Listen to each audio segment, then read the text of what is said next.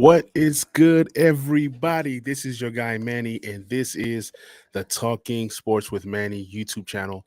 For the first time, this is no longer the Back Row Commander Show. This is the first episode or the continuing episode of Talking Commanders with Manny. Got a special guest for you guys. I got my boy Durrell Shilor. I call him Shilor. He's What in the up? building. Long time Washington fan, fantasy analyst, and a beast in fantasy football. My guy Shilor, man. What's good with you, brother? Blessed, man. Can't complain. How you feeling today, Manny? Man, I'm feeling good, feeling great, man. Tons of excitement right now. We now have possibly a QB1. This is a Sam Oh, Howell episode. Sam Howell had his first game, and Ron Rivera almost got fired because it all started like this. Taylor Heineke was playing so bad that Rivera had to bench Taylor Heineke, but almost didn't. Then put in Wentz, who he had to put Wentz in, but he should have gone Howell. But for the fact that the team was still in contention, he thought that Wentz can get it done. Because Wentz came into that San Francisco game and fooled everybody by moving the ball and scoring a touchdown. Then he finally goes to Howell. Howell plays decently well and made throws, specifically 4 throws that I have not seen done all year. So what is your assessment of Sam Howell, Shilor? so first and foremost, just background. Going into last year's season, college football season, Sam Howell was projected the number one pick. Okay. And everything that you would want in a quarterback. Mm-hmm. Big arm, mobile, smart, literally turned around the program there for the Tar Heels, had some amazing weapons on his hands. And we come to the next year's draft, and he literally falls to us in the 5th round. That's amazing. So Now, to crazy. you, what was the knock on Sam Howell? Why was it that Sam Howell fell to the 5th? Not only that, he had guys like, didn't Zappy get picked before him? And, Desmond Ritter, Malik Willis. I mean, there was several quarterbacks, at least 5, I can think, that went before Sam Howell.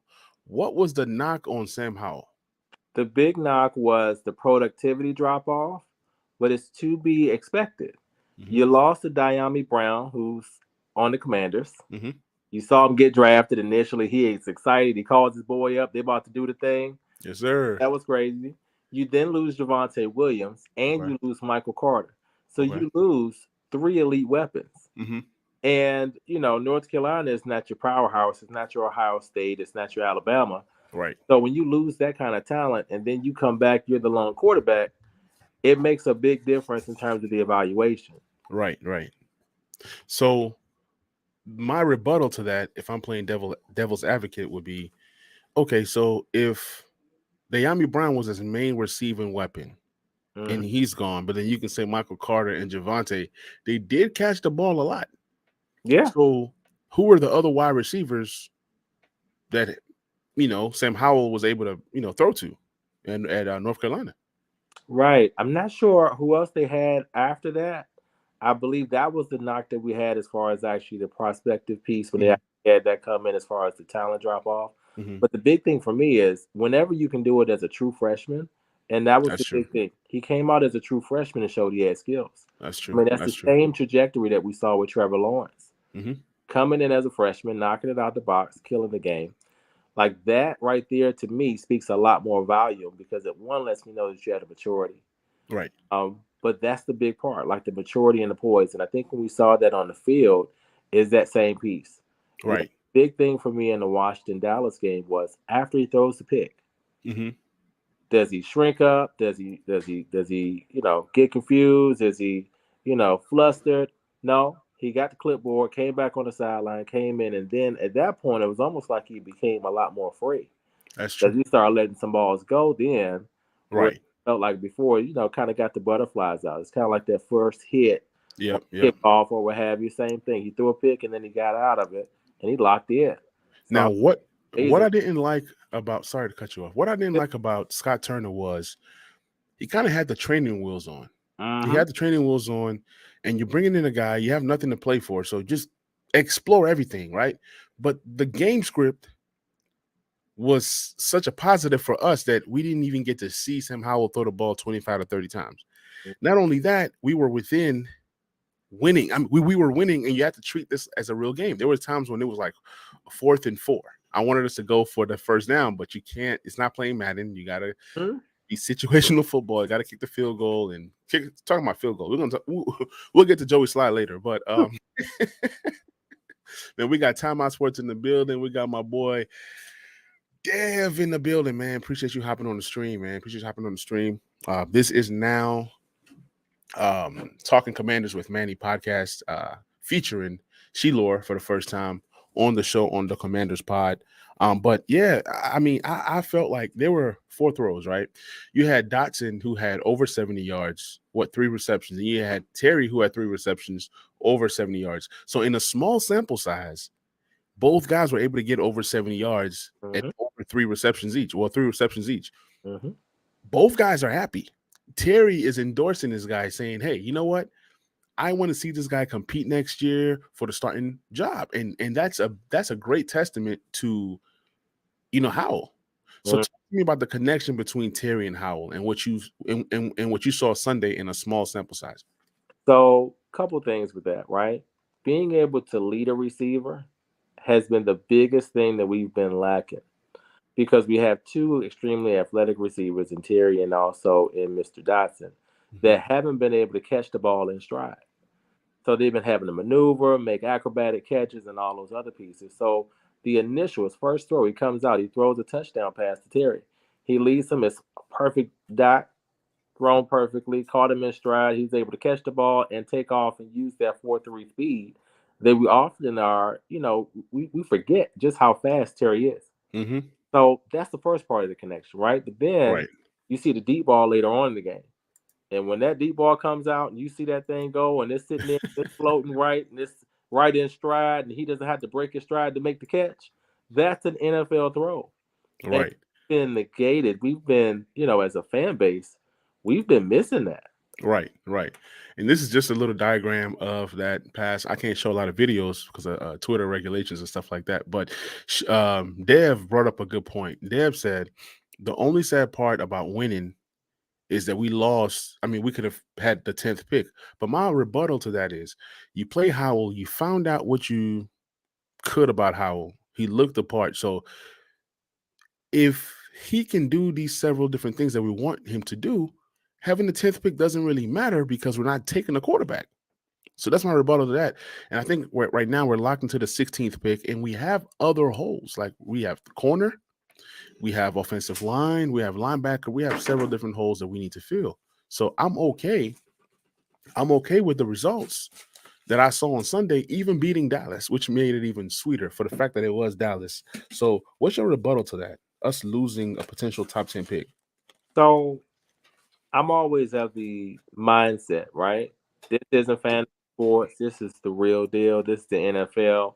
I always want to see my team compete. Mm-hmm. And at the end of the day, if we're competing, then that's all that matters to me.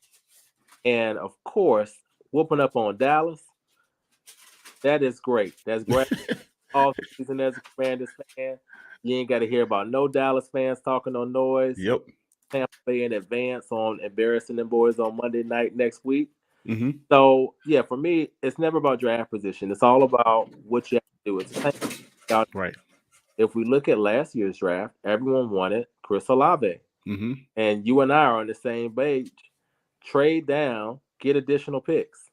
Yep. So one trade down now leads to what it is that we're looking at now as really a trinity of Jahan Dotson, Mm-hmm. Brian Robinson at running back, Yep. and lo and behold, is this quarterback that we're talking about now? Is that the same pick that we actually?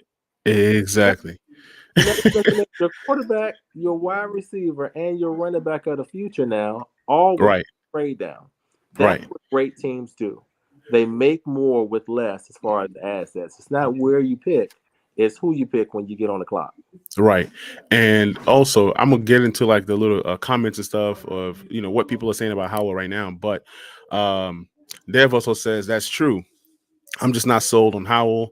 I'd let Howell compete for a QB1, but getting a QB, and Shalora's right. My whole thing about, well, look, here's the thing. everybody's saying the job isn't Howell's. Like, I mean, we just got just a little one game snippet, just like 2 years ago when Taylor Heineke came on the scene, and we thought Taylor Heineke was a franchise guy. He Mm-hmm. obviously wasn't. The different scenario here is that this guy's on a rookie contract, super cheap rookie contract. We talk about drafting this guy, drafting that guy. Here is a guy here. Some people don't even want a first round guy. They want a guy in the second, third round. Here's a guy here that you got in the fifth round that's still under contract for 3 more years. You bring in a cheap vet. So my vision, Josh Taylor, I give Josh Taylor the credit for this. Josh Taylor said, "Why not bring in a cheap vet, one that's serviceable, that's under like around $3 to $4 million a year, just for 1 year, right? Opposed to the Taylor Heineke market might be 7 to 8 million, and we already know who Taylor is. If you can get in somebody who's solid, have that guy compete with Howell, see what happens there. The whole goal for me is to keep the quarterback room total money very low. You keep that money very low, then you can talk about now you can pay Payne, now you can pay Cameron Curl, you can pay all these different guys that need to get paid. The end of the day, the key is a rookie. And the only reason why I say don't draft a rookie in this draft, unless it's like the top two, top two guys, if they fall to your lap and they're in striking distance, then that's different. But even then, you still want to see what you have in this guy, and then you can still attack quarterback in 24 with another solid class coming in. Want to talk about that class coming in 24? Caleb Williams is him. And it's obvious, it's clear, you can see it. He jumps off the screen. He looks like Patrick Mahomes-esque. Mm-hmm. That guy is the number one pick in the draft in 2024. Yep. I think for us, this year's draft is definitely has some talented quarterbacks. However, I think for me, Sam Howell and the vet will be an ideal scenario. And Yeah, I mean, I love it. Yeah. Heineke piece, I will be fine with bringing back your Heineke along with Howell and letting them compete for a job. So here is Darren M. Hayes on Twitter. He says, "This is what a commander's rep told me about Sam Howell. He's special.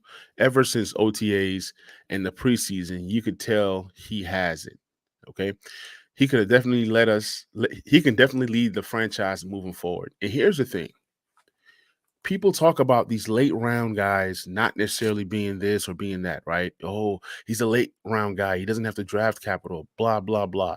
Well, Dak Prescott, up until a certain point, was a solid guy that was drafted in the fourth round, right?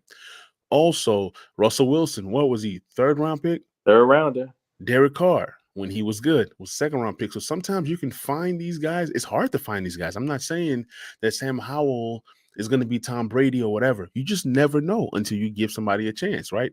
Under the right OC, Scott Turner needs to go. Under the right OC, I think that Sam Howell has everything that we're looking for in a quarterback. Even in this small sample size, you still got to see what you have in him. You can't say, oh, well, we gave him one game. We're going to, even if let's say you draft a rookie, that's fine. Compete. Mm. If they both are good, guess what? You have another RG3 and Kirk Cousins, scenario where you have two nice young quarterbacks. So I'm not opposed to not drafting another guy, but it won't be in the first 2 rounds for me. But I think this guy has all the tools to potentially be the guy. You know what I'm saying? Rio Robinson broke it down. He was like anticipation. He's a leader. He can move with his legs. Like that last touchdown was a designed run. Taylor Heineke doesn't do that. This guy juked and this guy snaked himself into the end zone. Taylor Heineke would, get outside it and dive and do what he can. This guy is athletic. This guy has a big arm. The 52-yard pass to Terry McLaurin, he's never had that. And if he's had that, it hasn't looked this good. I mean, he threw it. Terry said, "This guy walked the ball into my hands." Pause. So I mean, it just made sense. Now, with Howell, right? Mm-hmm. Let's say that Howell is the QB1 going in. What other areas does a team need to fix in order to look like a presentable team, especially on the offensive end? Needs a major upgrade. And I think Logan Thomas, I think he's definitely run his course with the team, Mm-hmm. done a good job for what he was, right?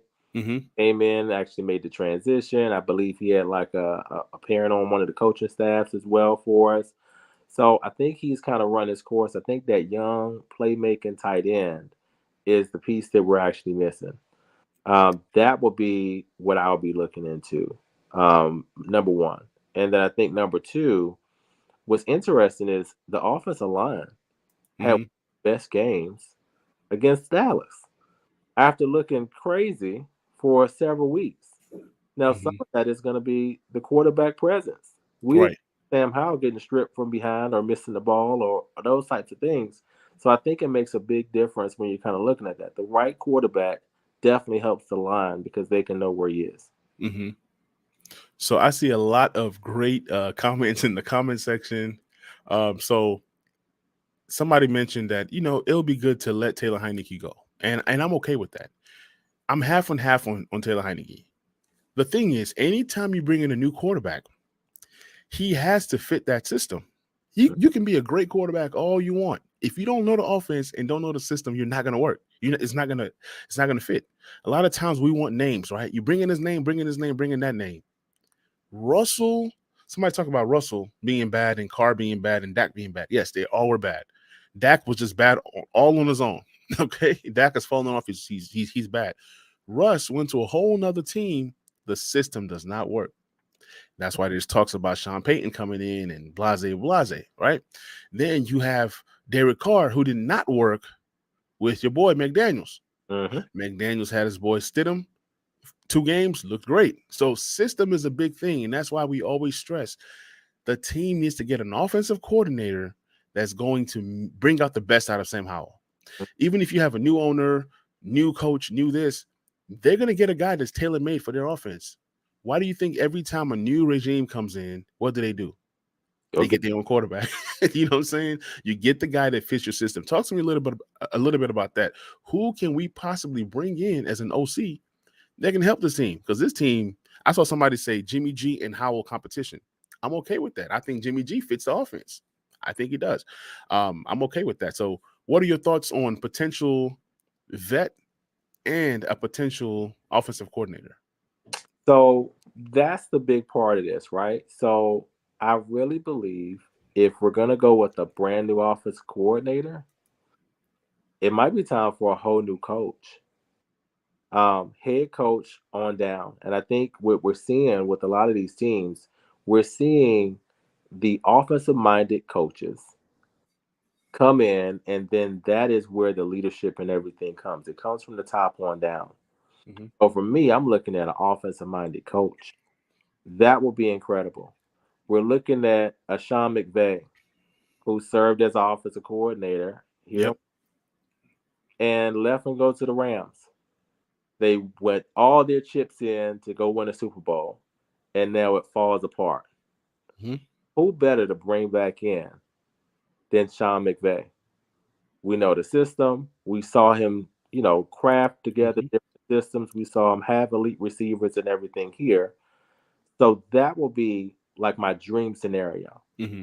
Ron's out, Sean McVay's in, young, energetic, offensive minded coach. Because, you know, Yep. Yep. Ron's still going to hold us back Mm-hmm. because defensive thought process. Yep. And I believe even the fact that, that Riverboat Ron's mentality Mm-hmm. gives some good things to it, but without an offensive structure, no thank you. Right. So somebody's saying that Dev is saying that we're not getting a new coach this year because Snyder's selling the team in March, Agreed. and it'll be too late, by that time. So I think Ron is owed one more year, and it's this year. The only reason why I say Ron is owed one more year, he's been through a lot, but it's not about whether what you've been through. It's about winning games. Like winning 7 to 8 games every year doesn't cut it. But the reason why I say I think that Ron finishes out this year is okay. He drafted Howell. Howell is this guy. Whatever you got to do, the first step is firing Scott Turner. That's the first step to saving your job, because if this team does not produce anything less than 10 wins next year in a playoff, matter of fact, a playoff win, you can make the playoffs and not win and still get fired. Mm-hmm. So I think anything less than 10 wins starting out and then playoff appearance and possibly a playoff win, that's the only thing that's going to save Ron Rivera's job.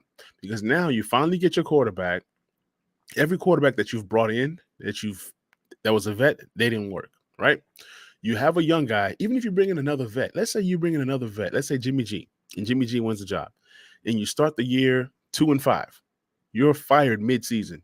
So whatever you decide to do offensively, because the team is built, the team is one quarter, it's a quarterback away. It's quarterback away. But the beauty of having a young rookie quarterback or a young guy like Howell is the contract. That's the only way that you're going to be able to do some of the things that you want to do. Even bringing in a Jimmy G, it's going to be so expensive. But I'm telling you, there's going to be guys that the team has to cut in order to make things work. Like we talked about cutting Curtis Samuel. Mm-hmm. He showed up this year. I loved what he brought to the table, but he's a guy that is expendable. J.D. McKissick, goodbye. Logan Thomas, goodbye. It's going to be so many guys. Those two old dinosaur guards that he brought in, they're gone. Okay, there's going to be tons and tons of guys gone, and even defensively, Cole Holcomb, goodbye. I'm telling you, in order to sign some of the guys you want to sign, some people have to go, and it's going to be a bloodbath, and people are going to be upset and angry, and Taylor Heineke might not even make it back. That's just how bad it's going to be. It's going to be a revamped roster, and I see a lot of changes coming. A lot of changes coming. And here's my wild card in the first round. I know we need offensive line. I know we need linebacker and corner. But if we take that tight end Mayer in the first round, the 16, I'm okay with that. He's going to improve the run game. He's a great blocker, great all-around talent. Possibly one of the best tight end prospects coming in. Not as athletic and flashy as Pitts, but this guy is pretty good. Talk to me about Mayer. What do you know about him? So super athletic, doesn't have the height that we had with a Kyle Pitts, but can definitely get down the seam, can definitely open up a lot. Great hands, good pass catcher. I mean, I think he's exactly what we need as we're trying to actually take the team to the next level. Because you have that, you know, amazing receiver down the middle at that tight end position. That changes the game, especially when you're looking at Terry, Jahan Dotson on the outside. So that is the ideal pick. It's the perfect pick if we're going to actually continue to invest in offense. And then even watching Sam Howell, he Yep. actually looking at Logan Thomas. That's what I'm saying. That's what I'm saying. It's a game changer. And a young rookie's best friend is a tight end. I get, look, somebody's telling me, hey, the O-line is bad. There's no guarantee that you're going to get an O-line of the caliber of who this guy is at the tight end position. Matter of fact, this guy right here, I'm telling you guys, he's a top 10 pick, top 12 based off of situation. He's that good. It is a deep tight end class, so I get that. But I'm saying if we take him there at 16, I will not be upset. There's guys, there's Gonzalez from Oregon, corner. There's tons of different ways that we can go. All I'm saying is when we took Jamin Davis just because of need, right? We had a lot of people mad just because he didn't give you this production that you was looking for that early. All I'm saying is take best talent available, take best player available, and if it happens to be him, I will not be upset. We have a second round pick. You can always trade down and still pick up a tackle. Do you know anything about the tackles that are coming in? Is it a strong tackle class? Is it top heavy? Can you find guys in second and third round? Well, see, that's the big part with us. I think we're set at tackle at this point because you're looking at Leno, who we just extended. Now, granted, he has some questionable play, but I think some of that is coaching, right? But then we also drafted just a year ago Mr. Cosme on the right side. So for me, my focus would actually be guards. That will be the area that I will focus on. And a lot of times you can find good guards in your second, third, fourth round. So I think if you solidify that guard position and get a healthy Chase Rulli at back, I think Right. he was right on the cusp of being a Pro Bowler. And now we missed him this whole season, and that kind of changes the game. So, we'll see exactly how everything comes together and what all happens from there. But for me, give me two good guards and let me go ahead and take the best offensive weapon available. It's a weapons race out here in the NFL. If you don't have Right. weapons, Like I've been seeing several different mock drafts, and mock drafts don't mean anything, but you cannot, like, anything can happen, right? The Eagles have two pretty good wide receivers, right? Mm-hmm. What happens if the Eagles ends up drafting a guy like Jordan Addison? Or, I mean, but you get where I'm going Yeah. with this. It's like you grab best available. You can't say, "Oh, Cowboys didn't go. Oh, I'm not going to take a CD Lamb. Oh, we have Amari Cooper and we have Michael Gallup. We don't need CD Lamb." What ended up happening was they took CD Lamb, and then guess what? Amari Cooper became expendable at some point, right? Same thing here. You got to take the best available. That's all I'm saying. Best available. If you can find a generational talent that falls to you, there's several guys that could be generational talent in this draft. If the right guy falls to you, you don't say, "I'm not taking this talented guy. I'm gonna go get the need." The Montez Sweat draft, and I mean, we didn't need Montez Sweat, or when we took Payne and then took Allen, or I don't know which one came first, Allen then Payne. Why did we take Payne after taking Allen? Best player available. Best player available. That's all I'm saying. The draft is to grab talent, and free agency is to fill need. Um, Dev is making some pretty good points here. He said that he feels that Cosme's a bust. I don't feel that like Cosme's a bust. I feel I prefer Cosme in at right guard. Then Mm-hmm. you find another right tackle at another time. I like his flexibility. I think he's just getting better. He's going to continue to get better. I mean, he outplays Charles Leno. So I mean, if we're going to talk about tackle play, um, but yeah, I'm with you though. If we can solidify the inside, right, and also with Roulier, I think Roulier is done. Like just like Dev was saying, it's time to invest in a center. You can find these guys fifth, sixth, seventh round. Mm-hmm. Invest in a center, one that's versatile, one that can do a lot of the things that Wes Weiser can do, but better. But then Larson has played solid. So either way, I think that Chase Roulier is gone. To be Mm-hmm. honest, he's IR 2 years in a row.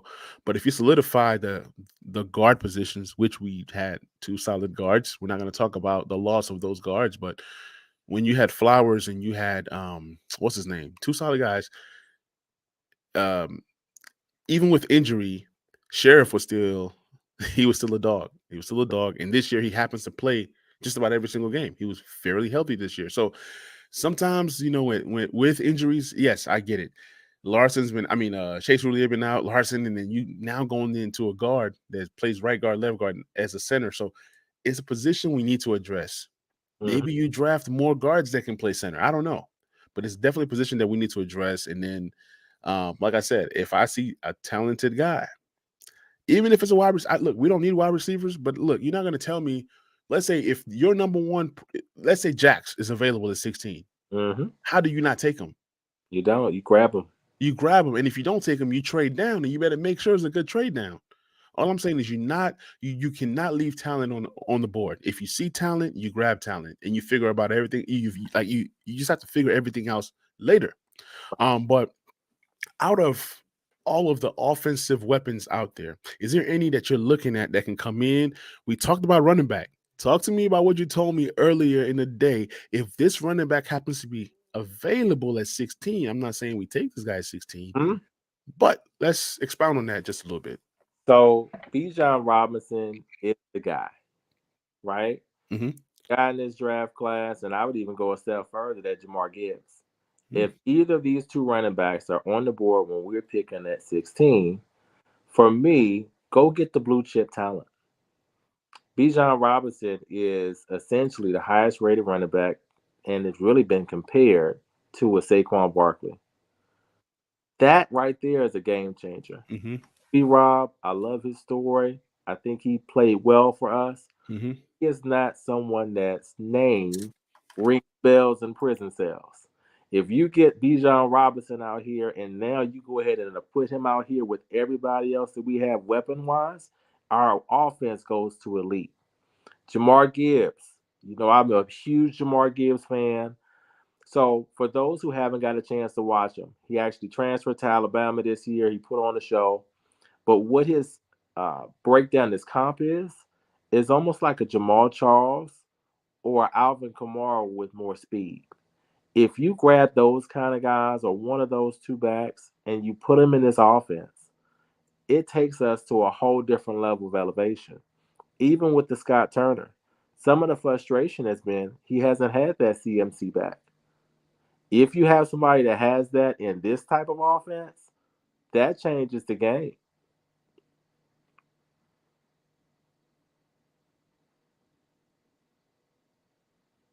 My mic is muted. My bad. So You the good? funny thing is with Scott Turner, like you said, like you almost can't.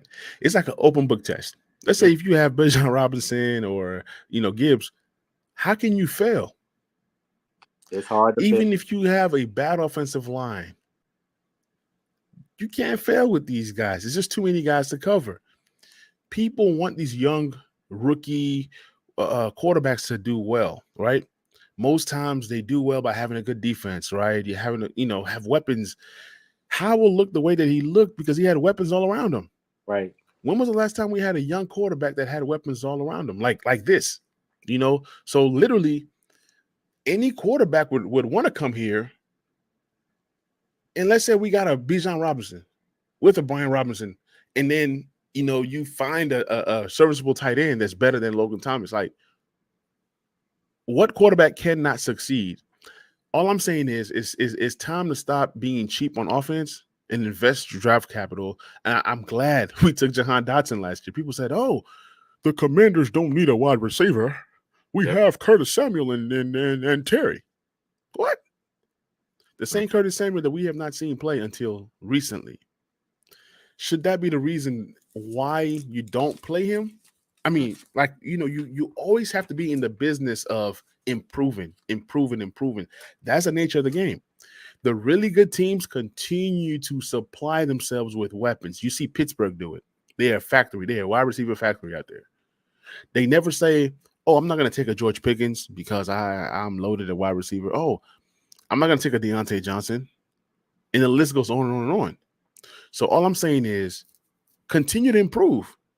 If you can upgrade over Gibson, you do it. If you can upgrade over Brian Robinson Jr., you do it. You don't say, "Oh, we got Brian Robinson Jr. He's the franchise." No, you continue to do it. Even if you can upgrade over Sam Howell and it makes sense, you do it. It's all about getting better. You know what I'm saying? At all costs. If it's cost effective and if it makes sense, that's all I'm saying. That's all I'm saying. I'm open to anything because when they did some numbers, I've been a fan since 1999, and they were saying the team has 2 playoff wins. 2 playoff wins since 1999. And 1999 might be one of them. It honestly might be one of them. I know. Yeah, it might be one of them. I think one year when Sean Taylor was here might have been another. But I mean, it's been bad. So I've learned to not have any emotional attachments to any player. Any player can go. I don't care who you are. Like it's when you've been part of this franchise for so long and supporting this franchise for so long, and if you're okay with mediocrity, that's fine. Congratulations. I'm not content with, "Oh, we made the playoffs," or the way I see it, and it might sound far fetched. This team is a quarterback away from a Super Bowl. Like Herm Edwards says, you play to win the game. You play to win the game. You don't play just to play it, right? So that's my mentality. If I'm watching, if I'm a fan, guess what? I won a Super Bowl. Now, of course, there's steps to get there, but I feel like the defense is really good. A few tweaks here and there, this can be an elite defense. We saw a small sample size yesterday. This defense came out of nowhere. Where was this defense 2 weeks ago? Where was this defense when we actually needed it? So if we can get some consistency there, man. Let me get to these comments. Give me 1 second. Deb says our Robinson needs more vision. He leaves yards on the field, but he will be good. I agree. He's just what he is. He just gets the ball and goes forward. You just gotta love him for who he is. Every now and again, he'll break a hole, but we know that we didn't bring him here to be a home run hitter. That's why we need a home run hitter type running back. We haven't had one since what? Clinton Portis, maybe? Yeah, CP. So, I mean, we need that kind of weapon. I'm tired of seeing guys like the Giants. Even Miles Sanders, to a certain extent, has that ability, but he's just not consistent. You look at Ezekiel Elliott in his prime, beast. You look at Alvin Kamara, beast. You look at all these different guys, beast, and beast. It's time that we start thinking on that level. We start to find those kinds of talent. And how can you find those kinds of talent? It's in the draft. But then you don't draft those guys when you're supposed to. Or even if you trade down, you can possibly still get Gibbs or Bijan Robinson if you're going that route and still have pieces. So the team has to think of how can they improve. Like I'm tired of grabbing these guys that solid or they're decent. They end up possibly being a depth piece. I need star power. I need star power. I need game changers. I need franchise type guys. Those are the guys I'm looking for in the first round.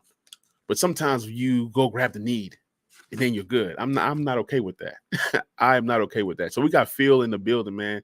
What's good, Phil? Phil says we are a quarterback, O-line, and LB away. I agree. QB is the biggest thing. Mm-hmm. O-line and linebacker, you can find easier than a quarterback. You get your quarterback, everything else takes care of itself. Mm-hmm. Or if you have a solid offensive line, like certain teams, it makes it easier for the quarterback to make plays. Dev says 2 OL, maybe 3. Yeah, I think, man, later rounds, grab as many OLs as you can and see who hits. I heard that Chris Paul played well. I didn't really focus in on him, but he's project 7th round pick. So I mean, guys like that are cool. Ron Rivera is good at finding some gems from time to time. Like Norrell, when he was in his prime, was an All-Pro. I think it was like an undrafted guy. So he does have an eye, but some of his coaching abilities and some of his player evals is kind of weird. But talk to me about corner. I think corner is a area that we need to improve. I like Fuller, but he's not consistent. I like St. Juice, but he has injury concerns. I think both guys are pieces that you roll with moving forward. But outside of those two guys, we have nobody else. We need to address the corner position. Maybe some guys that have been in the league for a while that weren't really the best, but then if you can coach them up, you might get something out of some of these guys. So what is your vision for the team at the corner position? So for me, round one is offensive weapon, right? Offensive weapon can be tight end, it can be running back, it can be O line. But round two is where I'm looking for corners. We saw Seattle walk out and go get Tariq Woolen. How did the whole league miss on this guy? 4.3 speed, 6'4". That is the type of person that we're looking at. We're going to definitely dig in and do some draft looking at the draft prospects and things of that nature. But that's what we're looking for, a raw athletic talent to go ahead and actually bring in, develop, and actually start working together. Because when it's a weapon league on the offensive side, you have to have that speed and that talent on the defensive side.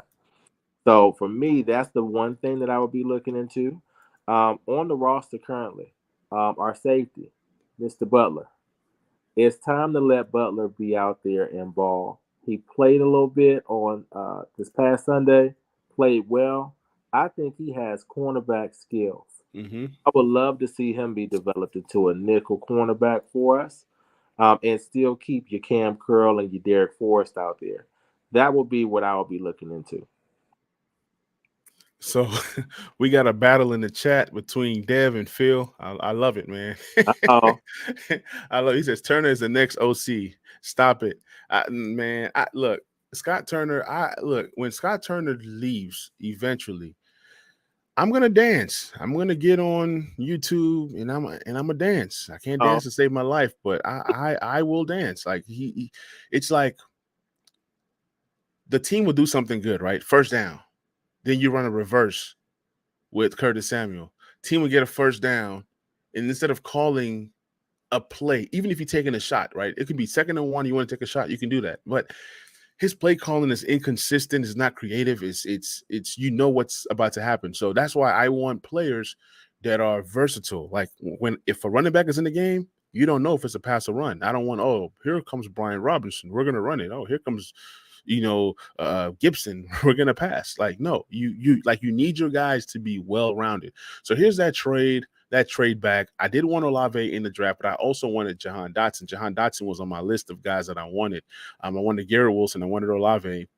I didn't want Drake London. I didn't want Burks. I wanted Jahan. I wanted George Pickens, and there was one more guy that I wanted. I can't think of right now.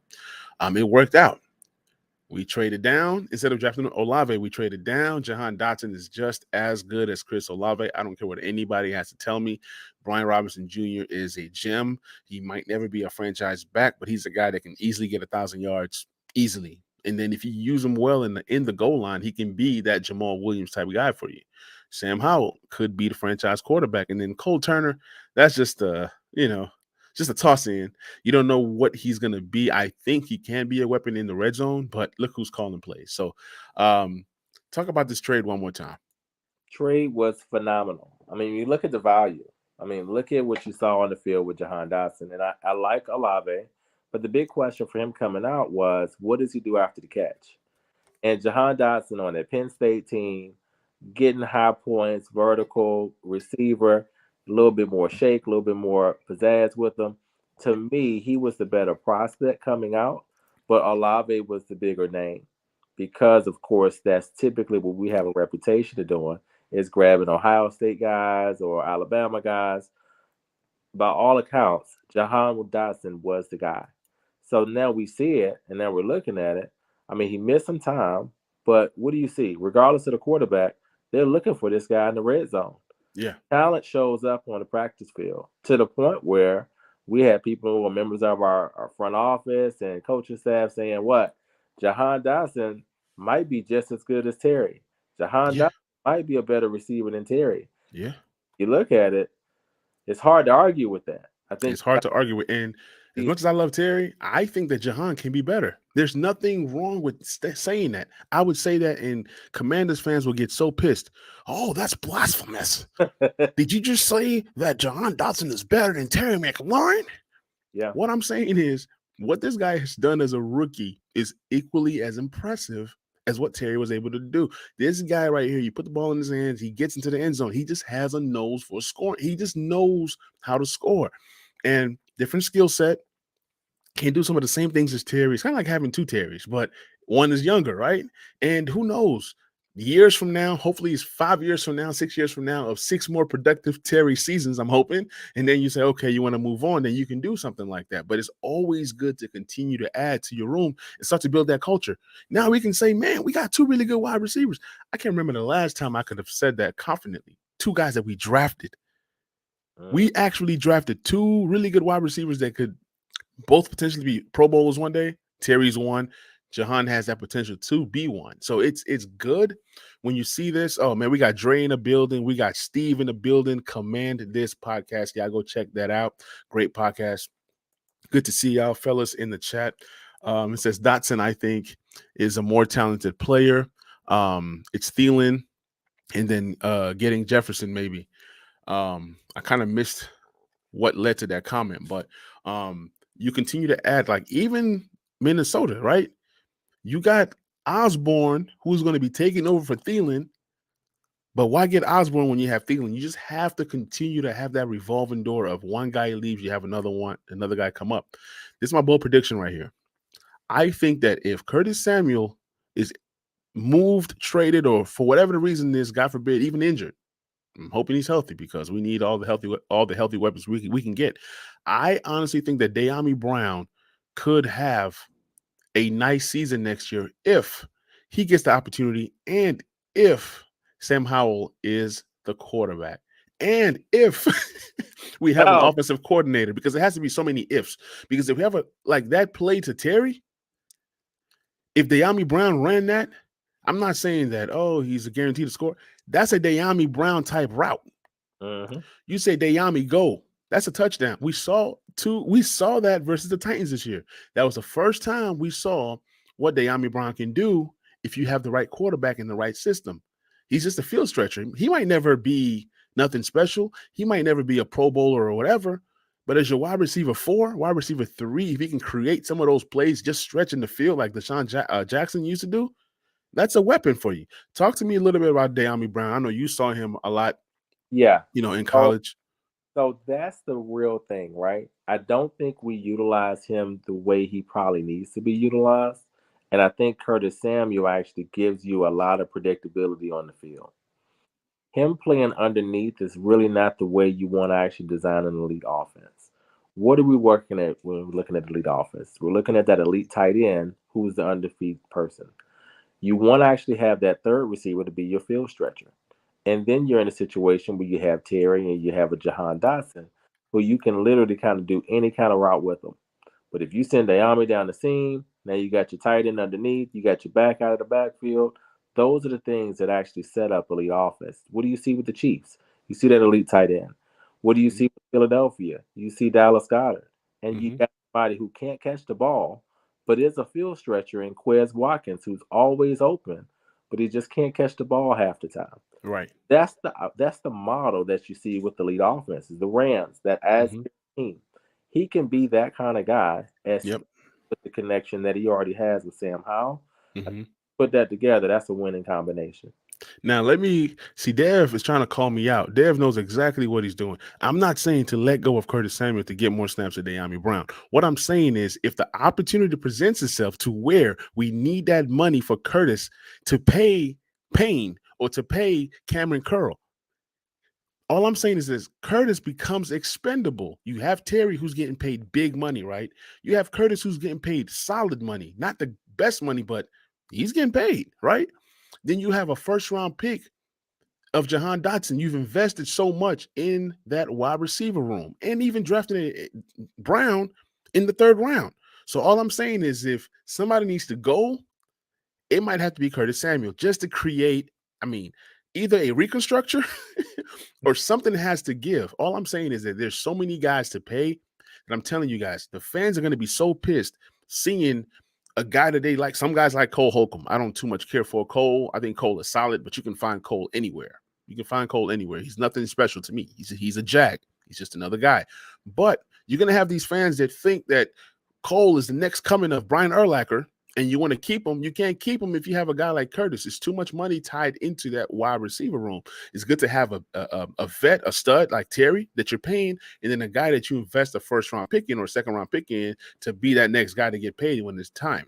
That's all I'm saying. Dev, thanks for calling me out, buddy. Yeah, he says, okay, he agrees with me. Now he sees the vision. Yeah, that's all I mean. Because, I mean, in order to keep that defensive line together, defensive line is what makes his team.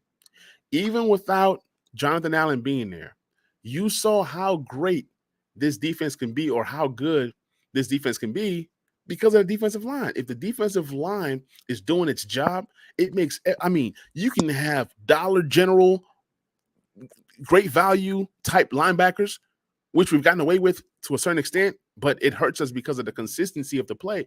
But if you have this defensive line, some of these other positions you can be a little bit cheaper. If you do not have this defensive line, guess what? You need a stud corner, you need a stud linebacker, you need a stud safety, you need stud everything because there's going to be holes everywhere. But this defensive line helps to cover up some of the holes. The last topic of the day before we go ahead and end this podcast is Chase Young. We got to talk Chase Young, and it's a tough conversation to have, being that I'm a big Chase Young fan. But Chase Young came back.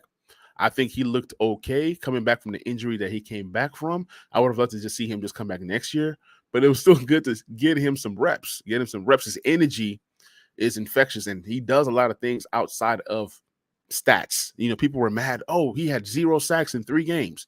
Oh, he hasn't had a double-digit sack season since whatever. He won Rookie of the Year and this and that. What is your take on Chase Young? Is next year a make or break it for Chase Young? Honestly, I love Chase from the area. Definitely a great team guy, a great culture guy, a great energy guy, right? Mm-hmm. But he has to be elite. He has to work on pass rush moves. Mm-hmm. If he doesn't actually commit himself to working on pass rush moves and you can't actually generate sacks, then that in and of itself is going to be a problem. Can't have that out there. So my whole take is he has to improve as a pass rusher. Mm-hmm. Because we have too much talent out there, not to be elite, because you can't double team those guys. Yep. So you have to get to the point where you're getting the productivity out there. And if it's not sacks, it's quarterback pressures. I mean, he's been non-existent coming back. We do understand he's coming back out of injury, but if he Mm-hmm. doesn't produce next year, Hey, hey, you talking about 5th year, and thank you so much for your services. See ya. I right. mean, it's a business. Like I said, you have to put the emotions away. I have no emotional attachments to any player. I just want to win, man. 2 playoff wins since 1999. It's not cutting it for me. It's not cutting it for me. So I don't care who needs to go. Even I remember when we had topics, should the Commanders trade Chase Young for a franchise quarterback? And they named some pretty good, franchise quarterbacks. And everybody said, no, you don't touch Chase Young. I get the investment and everything, but if it was a chance to get a Joe Burrow, now, not the Joe Burrow before the draft, but like after the fact, now we know who he is. I'm sorry, man. I would do it. It just is what it is. It's a business.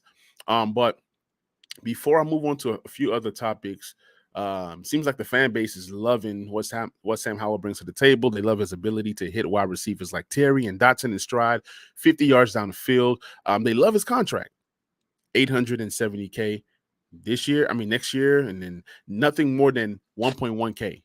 So, it's if you feel you have a Super Bowl window, that's the kind of contract that you do it with. Now, whether Sam Howell is the guy that gets them to where they need to be, time will tell. It's going to be a long offseason. You're going to hear people debating it left and right. Is he the guy? Is he not the guy? It's going to be a fun offseason. I'm not going to lie. And I'm telling you, all options are on the table. One thing that I do know is that Wentz is gone. That's for sure. And I think that Taylor Heineke's possibly gone just as well. It's going to be a fun offseason. I just hope that the franchise makes the right decisions. Now, I wanted to address this before we left. Steve does not agree with investing in the defensive line. Now, for me, the 2 guys that you got to pay, from what I've seen, is you already paid Jonathan Allen, and you got to pay Daron Payne. Whatever that happens with Chase and Sweat when that happens. But those 2 guys are 2 guys that you desperately need to sign. Now, he's saying that he doesn't want to invest. He says that he feels like we have a stud on all 3 levels. Yes, we have Cam Curl. So, yeah, I guess. But then who's the stud in the linebacking group? Jamin Davis, can he be the stud? I have not seen stud yet. I think he can be a stud. So how do you feel about that? Do you think we have studs on all 3 levels? I'm not sure there's studs on all 3 levels yet. I think Jamin is definitely in the process of actually coming into his own. I like some of the things that he's actually showing, but I don't really see that elite level coverage linebacker. In order to actually be successful in Ron Rivera's defensive system, you got to have that elite stud coverage linebacker. You got Thomas Davis. You got to have a Luke Kuechly. And have one of those kind of guys who can literally take away a tight end. One of those guys who gets a pick 6 at linebacker. We don't have that. Right. So the piece that's actually missing, and what's so crazy is that's the linchpin to that whole defense. So for Ron to not address linebacker, knowing that these are the guys that made the plays for him, it's kind of crazy. So I look for this to be the offseason that we finally address linebacker. I was a big advocate of us actually going out and actually drafting one. I think that's the way that you want to actually go about it, because you don't want to necessarily pay top money for a linebacker in free agency. I agree. But got a Roquan Smith. Maybe that changes the game. But I don't really see him in coverage. I see him more as run stopper, sideline to sideline. But I don't think he gets picks and making plays. They a Simmons type guy. That's the type of guy that I think makes sense for you. Someone that can do everything. So here's a take for Dev. Dev says he feels like Chase is more so Clowney. So it's not a diss to Clowney, he says.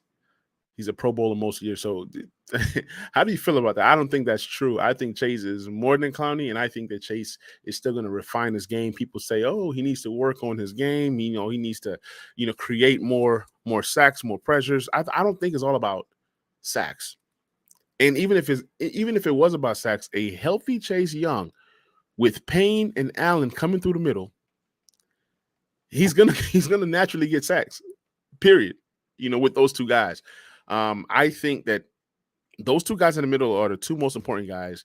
I think my prediction is they end up keeping the 2 guys in the middle. They end up keeping Chase when it's time to keep Chase.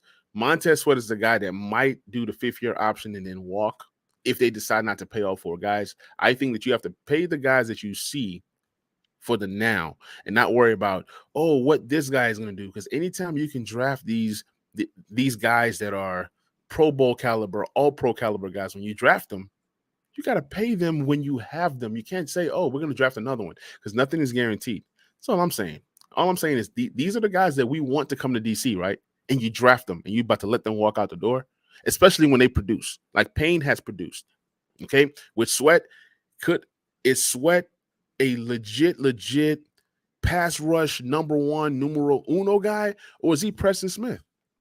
There's nothing wrong with being Preston Smith, but all I'm saying is, do you pay Sweat like a guy like a Bosa? That's all I'm saying. So when it comes to contracts, you got to pay these people what they're worth. Sometimes you pay for potential, but time will tell. For Sweat, do you think the Sweat is a legit number one guy, or do you think he's a compliment guy? I think athletically, he has the ability to actually be a number one guy. He has all the tools. But the big thing for me is productivity, Mm-hmm. right? Yep. Allen and Payne are the non-negotiables Yep. because you see them being productive. So until Sweat and even Chase Young, Mm-hmm. they have to actually produce double-digit sack seasons in order to get paid in that particular way. Because the Right. same way with those two D tackles, what they represent is the fact that one, you're not running straight up the middle on us, and number two, they represent the fact that you are having to double team them on the inside.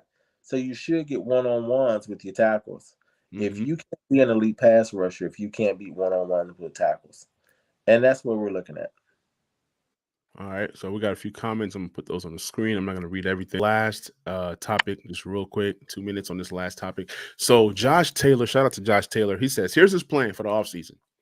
He says, pay Payne, Sam Howell, rookie contract QB1.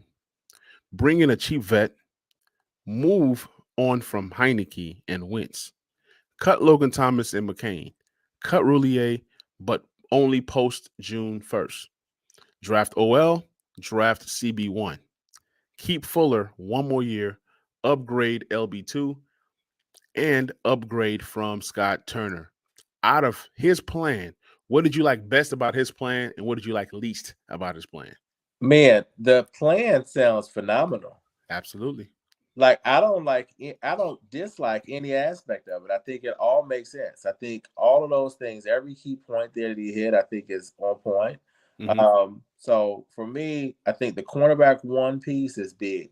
Mm-hmm. If you add in a shutdown corner to our defense, Yep. what that does is it gives everybody more time to get home. Mm-hmm. So when you improve that back end, then now it gives more time for your pass rushers to get home. So I love that. I love the linebacker two piece. I think what we might see with even with Kalik, Mm-hmm. I loved his performance. Mm-hmm. I couldn't believe that we have somebody with that much speed sitting on the bench this whole time, and we're out here with Mayo and Bostic game. So for that alone, you know, come on, Ron Rivera, what's going on, Man, man? But Ron yeah, Rivera, man. we Yeah. might have that speed factor. That's what we need to actually make Mm-hmm. coverage and to make plays. The guy was all over the field against the Cowboys. All right. So I'm gonna give my last little spiel, and then I'm gonna let you close it out. So the best thing that I saw out of his whole plan was where it says upgrade from Scott Turner. Really, that's all I read. Upgrade from Scott Turner, and I think this offense improves dramatically. I mean, and some of the guys that I'm already saying cut, like Chase, Roulier, he has to go. Logan Thomas, I'm in agreement. Bobby McCain, I never knew him. Um, so it's pieces here and there that we need to. And then the Heineke thing, I think he needs to go so that way. Somebody mentioned, I think it was Dev. So that way, if Howell has a bad pass or he starts to play bad, you're gonna hear the crowd go back to Heineke, go back. Like we have to let that chapter close in order for a greater chapter to start. And I think part of the healing process is the Commanders fans have to let go of Taylor Heineke. Thank you, TH4. You've done your best. You've done great things for the organization, and I will always be a Taylor Heineke fan. But I think it's time to move on and move forward. Taylor Heineke has been there to always bail us out and give us 5 exciting games or 5 exciting moments in a season, and then we fall short just because he's just who he is. He's a gamer. He's not as talented as a quarterback that you would want to have starting, but it is what it is.